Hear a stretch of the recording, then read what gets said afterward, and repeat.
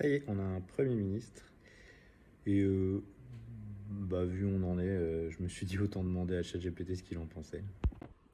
Présente-moi Michel Barnier et la loi Barnier qu'il a fait voter, s'il te plaît. Michel Barnier est un homme politique français né en 1951. Il a occupé de nombreux postes importants au niveau national et européen. Il a été ministre de l'Agriculture, ministre des Affaires étrangères et commissaire européen chargé du marché intérieur.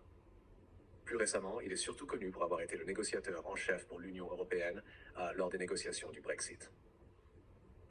La loi Barnier, officiellement appelée la loi du 2 février 1995, concerne le renforcement de la protection de l'environnement. Elle a introduit plusieurs mesures importantes, notamment le principe de précaution en matière environnementale, ce qui signifie que l'absence de certitude scientifique ne doit pas retarder l'adoption de mesures pour prévenir des dommages environnementaux graves ou irréversibles.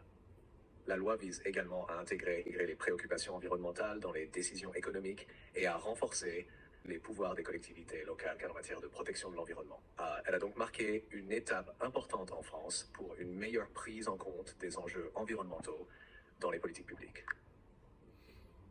Ok, il vient d'être nommé Premier ministre par Emmanuel Macron suite à la victoire aux législatives d'un front de gauche. À ton avis, comment est-ce que tu interprètes ça et comment tu penses qu'il va traiter la question de l'urgence climatique ? Si Michel Barnier venait d'être nommé Premier ministre par Emmanuel Macron après une victoire législative d'un front de gauche, ce serait une situation politique assez inhabituelle et intrigante. D'une part, cela signalerait une alliance ou au moins une coopération pragmatique entre des forces politiques qui historiquement n'ont pas toujours été alignées. Cela pourrait refléter un contexte politique où des compromis et des coalitions deviennent nécessaires pour gouverner efficacement. Sur la question de l'urgence climatique, Michel Barnier a déjà montré un intérêt pour les enjeux environnementaux, notamment à travers la loi de 1995 portant son nom. En tant que Premier ministre, il pourrait être en position de pousser pour des politiques plus ambitieuses, d'autant plus si la victoire d'un front de gauche signifie une pression accrue pour des actions fortes en matière de transition écologique. Cependant, sa capacité à agir dépendrait aussi de la composition de l'Assemblée nationale et de la nature de la coalition au pouvoir.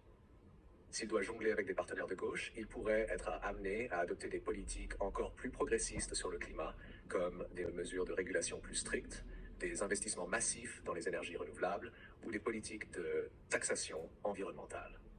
Son expérience en tant que négociateur du Brexit montre qu'il est capable de mener des négociations complexes et de trouver des compromis, ce qui pourrait être un atout dans la gestion de la transition écologique dans un contexte politique potentiellement fragmenté. Bon, on verra bien, hein. Moi, je suis pas sûr d'être aussi enthousiaste ou optimiste sur le sujet, mais bon, qui sait.